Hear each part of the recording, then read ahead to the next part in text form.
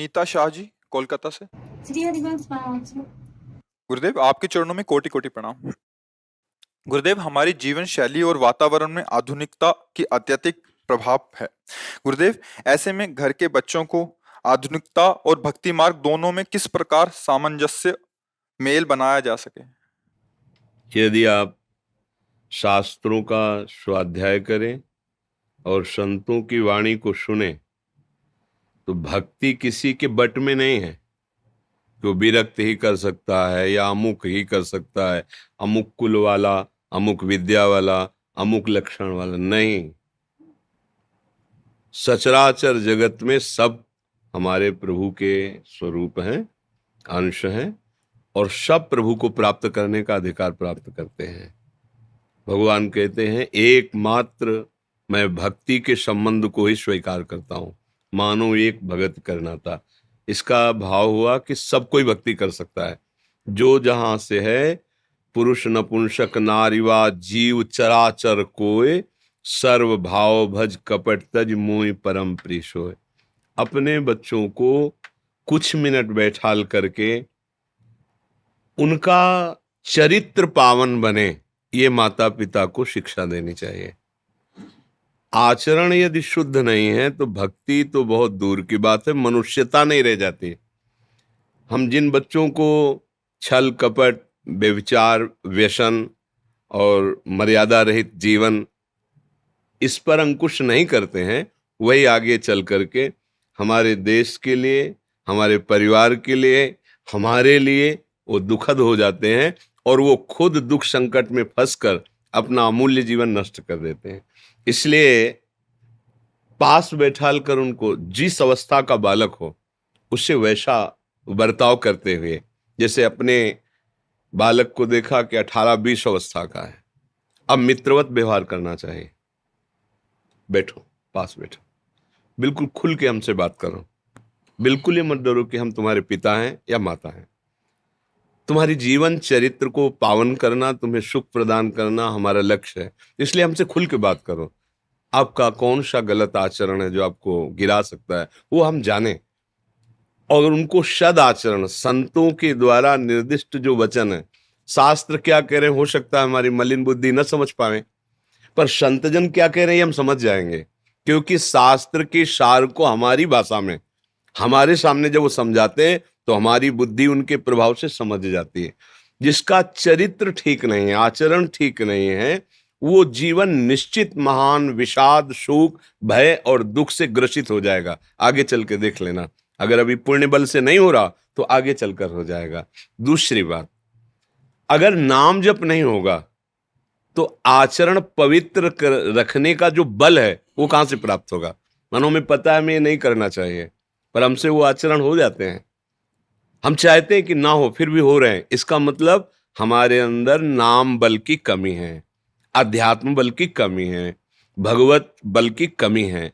तो भगवत बल को प्रदान करने वाला नाम जब तक हम अपने बच्चों को या स्वयं या हमारी समाज नहीं जपेगी, खुली बात है, तो आप ज्ञान उपदेश कर सकते हो, माना, आप बढ़िया लच्छेदार भाषण दे देते हो, माना, लेकिन आप आचरण नहीं सुधार सकते। और आचरण नहीं सुधरा तो सब बेकार हो गया, बोलना और सुनना दोनों बेकार हो गए। इसलिए प्रार्थना है, अपने परिवार को, अपने बच्चों को, अपने रिश्तों को, अपने संबंधों को यदि हमें पावन करना है, भगवान ऋषभ देव जी ने कहा है, वही माता माता है, वही पिता पिता है, वही गुरु गुरु है, वही शिष्य शिष्य है, वही रिश्तेदार नातेदार है, जो मुझे सद आचरण और भगवत प्राप्ति करा सके। भगवत प्राप्ति बिल्कुल सरल है, कोई कठिन नहीं है। विषय प्राप्ति कठिन है क्योंकि उसकी सत्ता ही नहीं है, जैसे आकाश के फूल कठिन है क्योंकि है ही नहीं। ये मन की कल्पनात्मक भोगों की जो वृत्ति, चाहे जितना भोग लो हाथ कुछ नहीं लगेगा क्योंकि है ही नहीं। और भगवान है और हम उनके हैं। जो है उसकी प्राप्ति दुर्लभ नहीं है। दुर्लभता इसलिए लगती है कि जो नहीं है उसको हम है मानकर भोग रहे हैं, तो जो है वो पर्दे में छुपा हुआ है, बस। अगर आधुनिकता में भी उन्नति चाहनी है तो हमारी बुद्धि, हमारा बल हमको साथ दे तभी ना। आप बहुत अच्छे विद्वान हो सकते हैं, बहुत ज्ञानी हो सकते हैं, बहुत आप पढ़ाई में उन्नतिशील हो सकते हैं, क्योंकि आपका ब्रह्मचर्य ठीक है, अर्थात चरित्र ठीक है, और आपकी बुद्धि ठीक है, क्योंकि आप नाम जप कर रहे हैं, आप उन्नति प्राप्त करेंगे। ऐसा नहीं कि भजन करने वाला संसारिक उन्नति को प्राप्त नहीं होता। ऐसा हमारे यहाँ इतिहास साक्षी है। वही राजा बड़ा प्रवीण और महापुरुषों द्वारा उसका चरित्र गाया गया है, जिसके ऊपर किसी महापुरुष का शासन रहा है।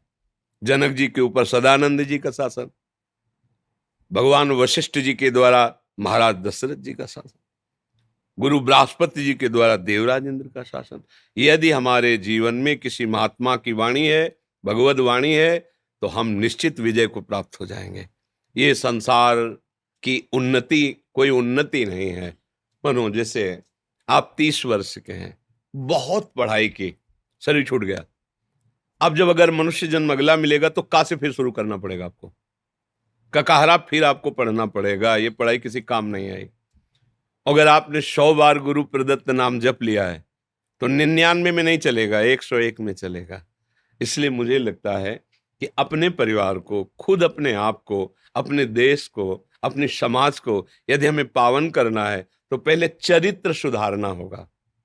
चरित्र को सुधारने के लिए अध्यात्म जरूरी है, भगवद वार्ता जरूरी है। चाहे स्वयं गुरुवाणी शास्त्र पढ़ो, चाहे संतों के मुख से सुनो, जरूर सुनो। मति गति कीर्ति विभूति बल ऐश्वर्य जिसको कभी कहीं प्राप्त हुआ है, वो सत्संग से सो जानो सत्संग प्रभाव लोकों वेद ना अनुपाओ। अगर हमारे चरित्र को पावन रखना है तो हमें बल चाहिए, वो बल नाम से मिलता है, पक्का समझ लो। अगर नाम भजन नहीं है तो फिर वो सब, हम बहुत भ्रमण किए हैं तो देखा भी है कि एक लीला सी होती है, नाटक सा। आंतरिक वो जो अध्यात्म चाहिए ठोस, वो नहीं होता है। वो होता है भजन से। कुछ आप ना पढ़े लिखे हो, केवल नाम जप करो, सब बुद्धि जागृत हो जाएगी। क्योंकि ब्रह्मा जी को किसी ने सिखाया है क्या? हम सब ब्रह्मा के बनाए हुए हैं ना। ब्रह्मा जी को किसी ने सिखाया है क्या कि तुमको कैसे क्या बनाना है? उनको जो बुद्धि दे रहा है वो है ना ईश्वर। जिससे हमारी बुद्धि बढ़ी है वो ब्रह्मा जी हैं। उन्होंने बनाया है और उन्होंने लिखा कि इतनी बुद्धि तुम्हारी चलेगी। और जो ब्रह्मा को बुद्धि दिए हैं, जो सरस्वती को बुद्धि दिए हैं, वो है श्री भगवान, वो है श्री कृष्ण सच्चिदानंद। अगर हम उनका नाम जप करते हैं, उनके आश्रित रहते हैं, तो जो ब्रह्मा को बुद्धि प्रदान करते हैं, सरस्वती को बुद्धि, वो हमको सीधे बुद्धि, क्या जानकारी करना, सब जानकारी हो जाएगी। इसलिए जरूर नाम जप करें और अपने चरित्र पर दृष्टि रखें। हमारा जीवन तभी उज्जवल होगा, भविष्य लोक पारलौकिक सुखों से संपन्न होगा, जब हमारा चरित्र ठीक होगा। चरित्र ठीक नहीं है, बहुत पढ़े लिखे हो, पीएचडी की हो, सब की हो, तुम्हारी गंदी बात पकड़ में आ गई, अब जेल चले गए। क्या हुआ तुम्हारी पढ़ाई का? क्या हुआ तुम्हारे विषय का? या खुद तुम अंदर जल रहे हो, क्योंकि अपवित्र अधर्माचरण कोई और दंड दे ना दे, आपका मन ही आपको दंड देगा। वो जलाएगा, विषाद युक्त करेगा, परेशान करेगा। इसलिए सावधान रहिए। किसी को भी सुधारने के पहले हम अपने को देखें, और जब अपने सुधार में हैं तो हमारे संग में जो है, हम बोले ना बोले, वो सुधर जाएगा। उसका प्रभाव, माता पिता अपने आचरणों को पवित्र रखें, स्वयं भजन परायण व्यसन रहित हों, और अपने बच्चों से मित्रवत व्यवहार करके उनकी समस्या को एक मित्रवत सुलझाव देते हुए। शासन एक अलग चीज है, प्यार एक अलग चीज है। अगर आप प्यार नहीं करेंगे तो आपके शासन का तिरस्कार कर दिया जाएगा, ध्यान रखना। वही बालक आपके ऊपर शासन करने लगेगा जब बड़ा होगा। अगर आप प्यार से संभालिए, प्यार का शासन बहुत बड़ा होता है। जैसे आप खुद तो अमर्यादित खान पान कर रहे हो और बच्चे को देवता बनाना चाहते हो, कभी नहीं हो सकता। आप उनके सामने ऐसे उठो बैठो, ऐसे बात करो कि वो आचरणों का प्रभाव पड़े। आप भक्तिमान बनो तो उनके ऊपर भक्ति का प्रभाव पड़ेगा। वर्षा दुबे जी, रेडियो जर्नलिस्ट, छत्तीसगढ़ से। राधे राधे। महाराज जी, राधा वल्लभ श्री हरिवंश। महाराज जी, कहा जाता है कि भक्त भगवान से बड़ा होता है। कलयुग में कैसे ये संभव है? कृपया विस्तार में बताएं। भक्ति में किसी युग का प्रभाव धर्म थोड़ी साबित होता है। देखो, भगवान तो भगवान है, कोई भगवान जैसा नहीं, फिर उनसे बड़ा कैसे हो सकता है? बात समझ, किसका प्रश्न है? हाँ, भगवान तो भगवान है और वो अद्वितीय है, उनके जैसा कोई नहीं है, फिर उनसे बड़ा तो कोई हो ही नहीं सकता। तो क्या ये महापुरुषों ने जो लिखा वो गलत है क्या? नहीं गलत है, सच्ची है। फिर दोनों बातें कैसे सत्य हो सकती है? भगवान अद्वितीय हैं, उनके जैसा कोई नहीं है, फिर उनसे बड़ा कैसे हो सकता है? एक ये बात हुई, और एक ये बात हुई कि मोरे मन प्रभु वश विश्वासा, राम ते अधिक राम कर दासा। भगवान से भी बढ़कर भगवान का भक्त है, तो ये दोनों बातों का तालमेल कैसे बने?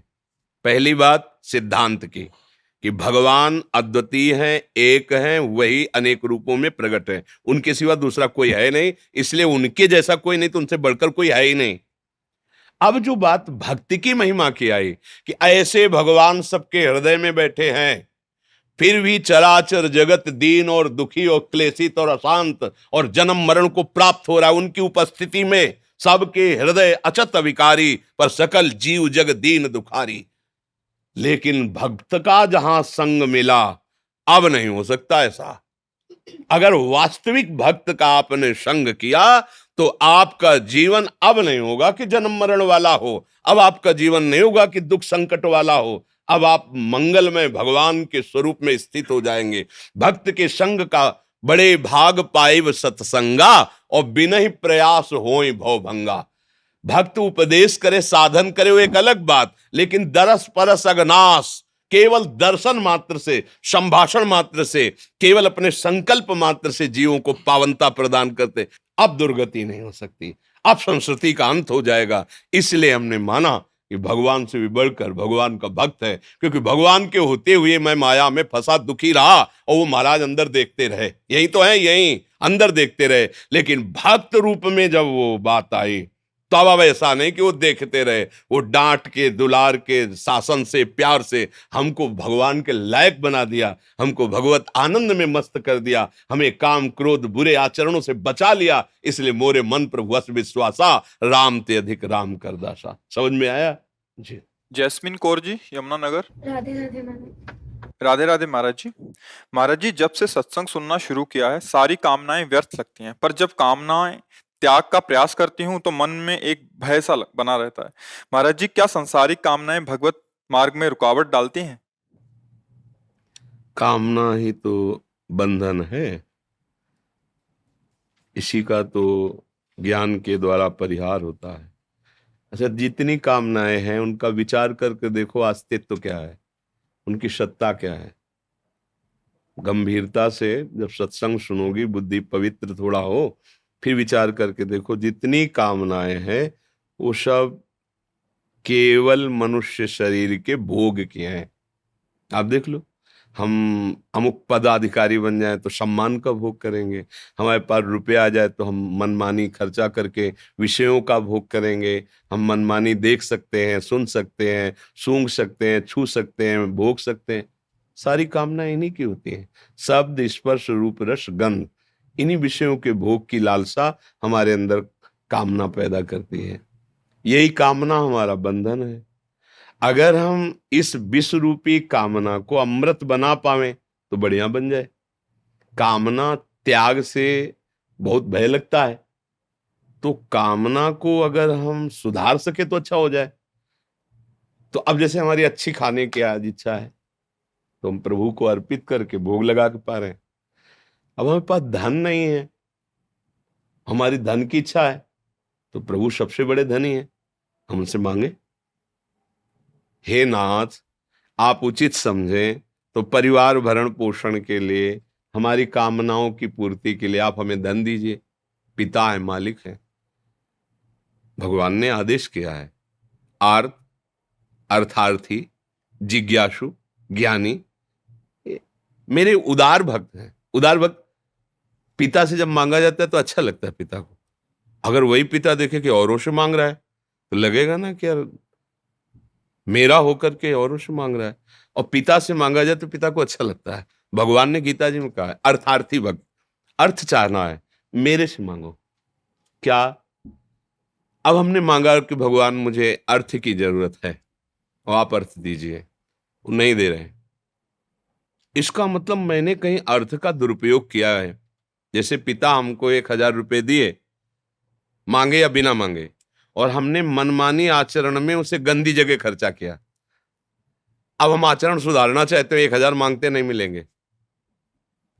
अब पहले वो देखेगा तुम्हें बहुत समय तक कि तुम्हारे अंदर योग्यता आई है कि नहीं आई, कि सही ढंग से खर्चा।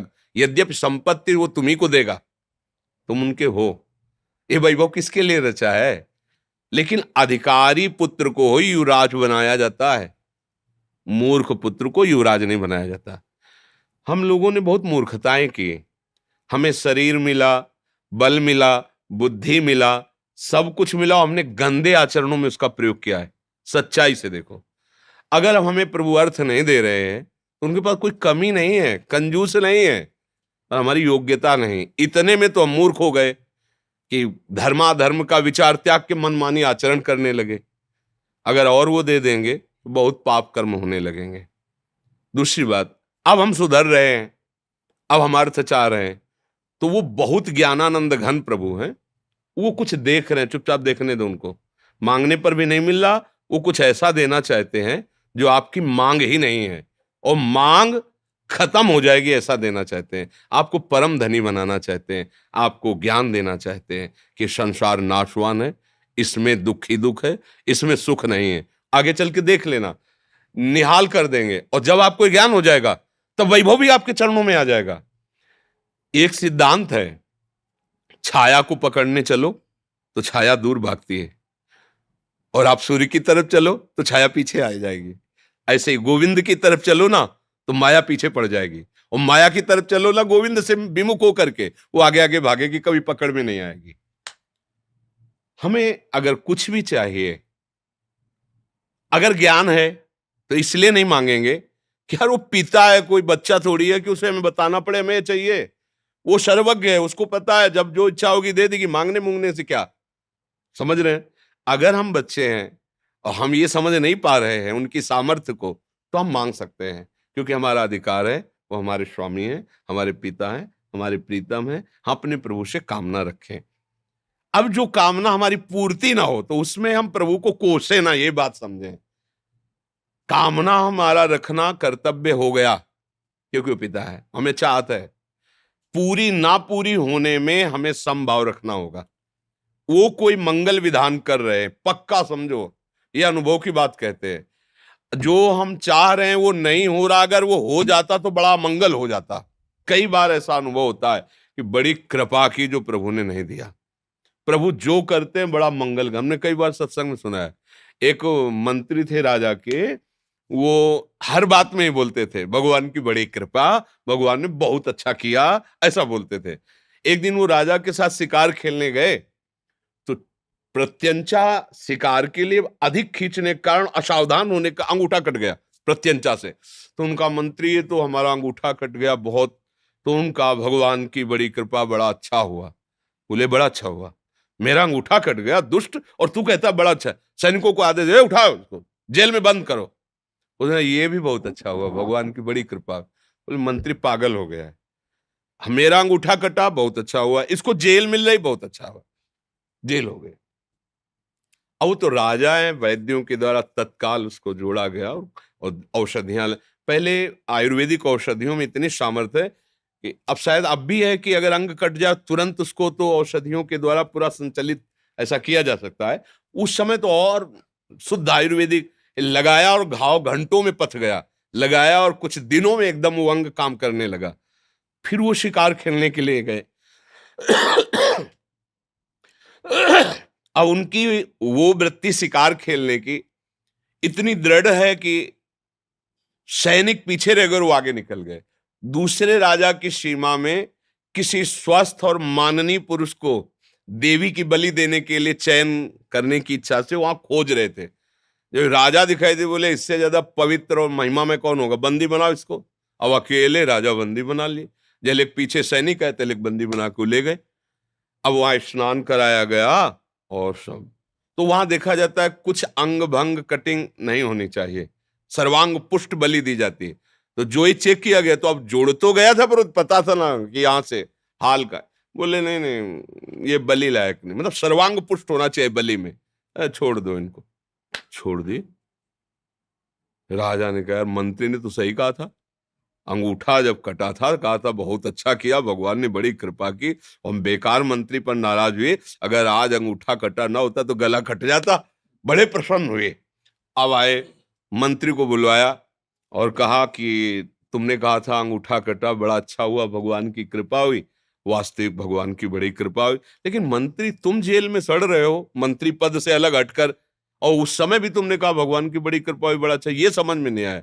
बोले महाराज आप कैसे समझे कि आपके ऊपर कृपा हुई? तो उन्हें पूरी घटना बताई। तो बोले महाराज सैनिक कहीं भी रहते, लेकिन मेरा घोड़ा आपके पीछे होता, क्योंकि मैं राजमंत्री हूं आपका। आपके प्राण जाने के पहले मैं अपने प्राणों को कभी आपसे अकेला नहीं रह सकता, छोड़ सकता था। जब आप बंदी बनाए जाते तो मैं भी बंदी बनाया जाता, और आप तो अंगूठे में बच जाते, लेकिन मेरी तो गर्दन उतर जाती ना। तो भगवान ने सुरक्षित करके दिया, मुझे जेल में रख के भगवान ने बड़ी कृपा। वास्तविक बात है, भगवान की तरफ से जो होता है वो मंगल भवन है, कृपा। हम थोड़ा सा ना वो ज्ञान होने के कारण सोचते हैं भगवान ने ऐसा क्यों कर दिया, उनके पास क्या कमी है, ऐसा वैसा। वो जो करते हैं बहुत अच्छा करते हैं। हमें चाहिए कि हमें अपने प्रभु की खुशी में खुशी रहने वाला स्वभाव बना लेना चाहिए, तो बहुत आनंद आ जाएगा। भक्ति में वो कामनाएं बाधक हैं जो भगवान से विमुख करें, जो कामनाएं हमारी भक्ति को बढ़ाएं वो हमें कामनाएं त्यागने की जरूरत नहीं, उनको मोड़ने की जरूरत है।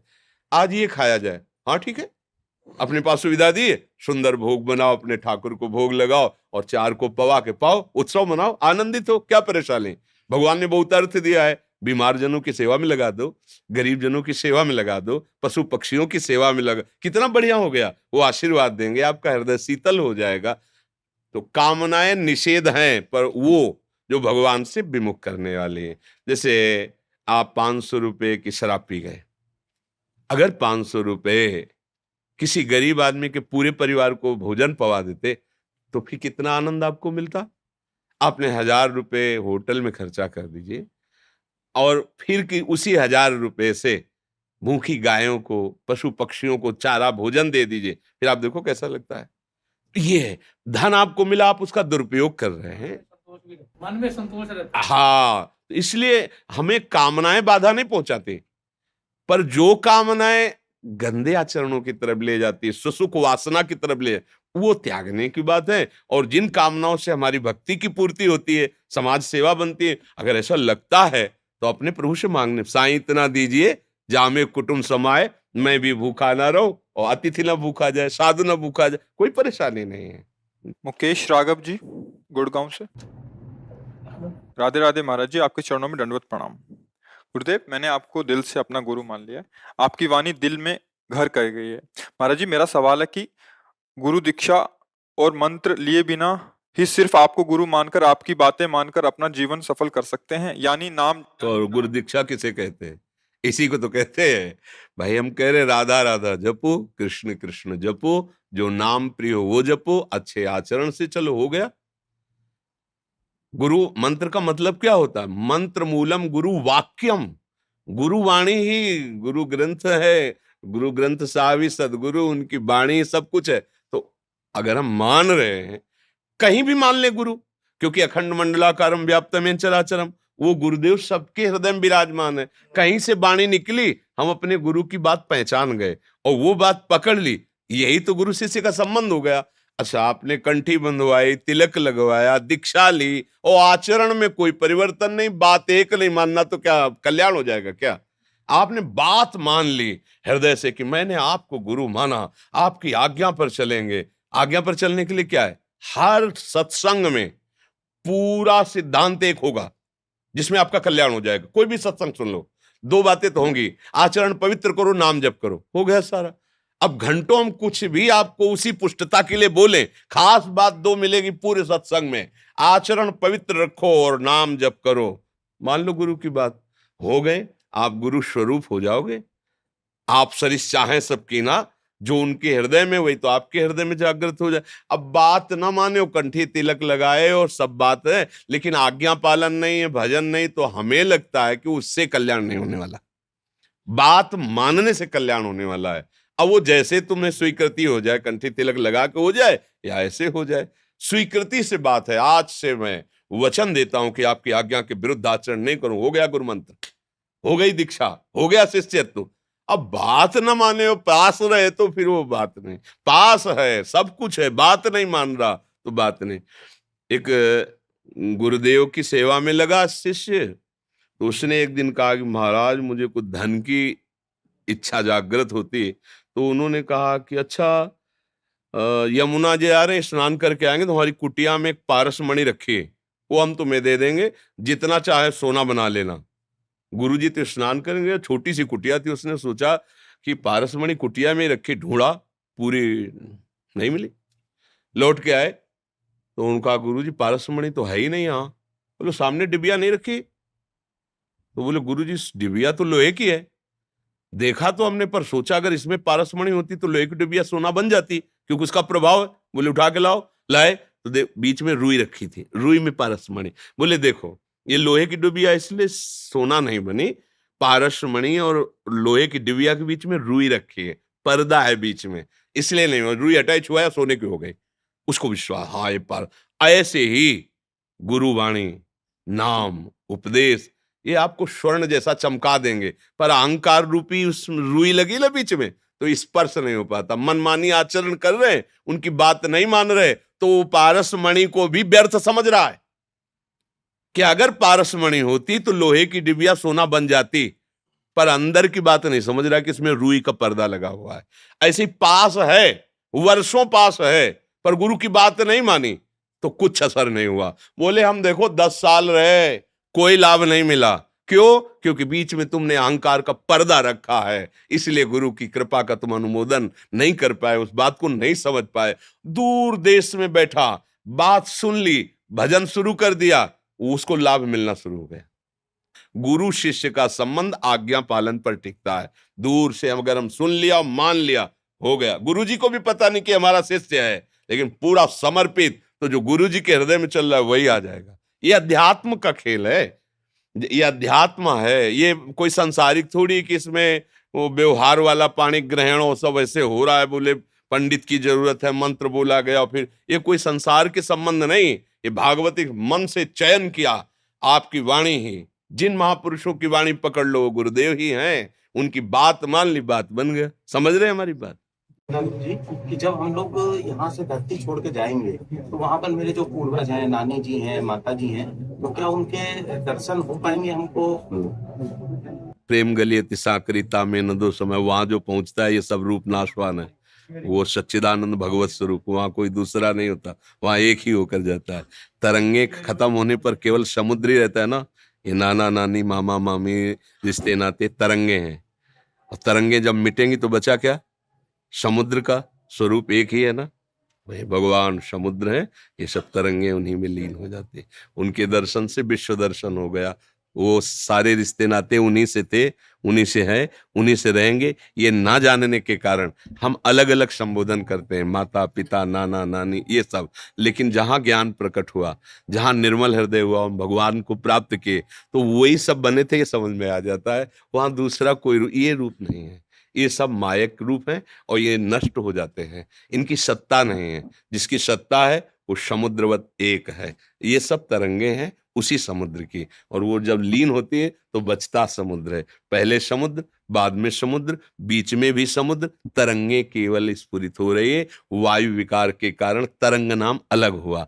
ऐसे ही ये जीव नाम, स्त्री पुरुष संबोधन, ये तरंगे हैं माया विकार के, ये खत्म हुए, समुद्र ही समुद्र, भगवान ही भगवान। समझ रहे ना?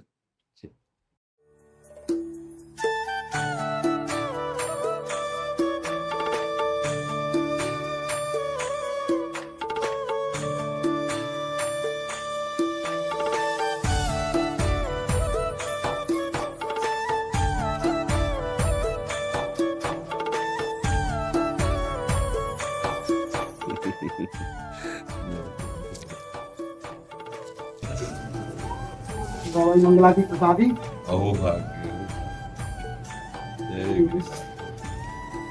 चंदन प्रसाद में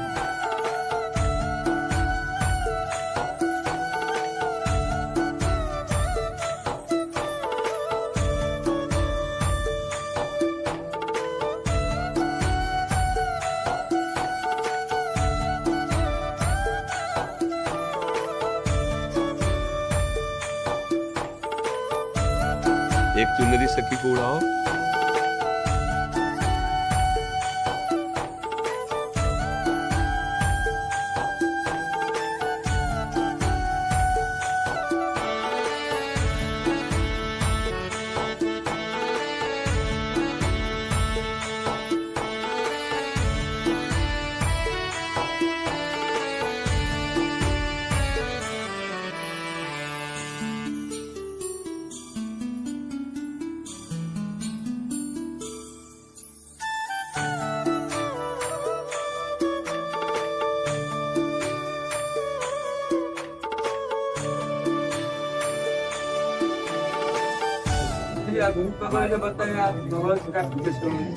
बस खड़े खड़े एक शब्द में कह सकते हैं, अगर हमारा मन निरंतर अपने आराध्य देव के चिंतन में डूबा रहे, अव्यावृत भजना जिसे अखंड भजन कहते हैं। भगवान ने गीता जी में कहा है, अनन्य चेता सततम यो माम स्मरति नित्यशाह तस्याहम सुलभा पार्थ नित्य युक्तस्य योगिना। हे पार्थ, यदि मेरा अनन्य चिंतन हो, अन्य कोई चिंतन न होने पाए, कृष्णाकार वृत्ति, तो सुलभा, मैं उसके लिए सुलभ हो जाता हूं, अर्थात मेरा वो साक्षात्कार करने की योग्यता प्राप्त कर। अनन्य चेता सततम यो माम स्मरति नित्यशा, जो निरंतर मेरा सतत स्मरण करता है, मैं उसके लिए सुलभ हो जाता हूँ। भगवान के वचन है। तो हमारा मन निरंतर प्रभु के सावई मन कृष्ण पदारविंदयो, भगवत चिंतन में डूबा, भगवत प्राप्ति हो गई। भजन में जीवन ही भगवत प्राप्ति है। अगर भजन जीवन में नहीं है तो भगवान को देखने के बाद भी उनके हृदय में कोई परिवर्तन नहीं। दुशासन, दुर्योधन आदि को देख लीजिए, भजन ही जीवन है। हर समय भगवदाकार वृत्ति ही भगवत प्राप्ति है। अब इसके लिए प्रयास करें, हर समय गुरुजनों के द्वारा जो उपदेश आदेश है उनका पालन करते हुए चले। ठीक है, धन्यवाद।